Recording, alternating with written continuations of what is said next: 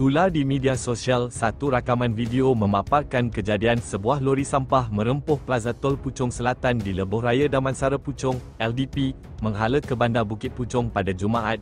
Berdasarkan maklumat awal, lori tersebut dipercayai hilang kawalan sebelum melanggar penghadang di salah satu lorong Plaza Tol berkenaan. Kejadian itu menyebabkan kawasan tol terbabit mengalami kerosakan, namun tiada kehilangan nyawa dilaporkan setakat ini.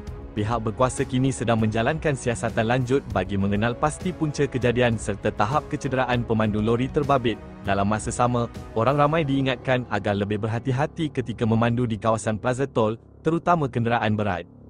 Insiden ini turut mengundang perbincangan di media sosial, susulan kemalangan serupa yang berlaku di Plaza Tol Bukit Kajang baru-baru ini, yang meragut 2 nyawa dan mencederakan beberapa individu lain. Pihak berkuasa dijangka mengeluarkan kenyataan rasmi dalam masa terdekat.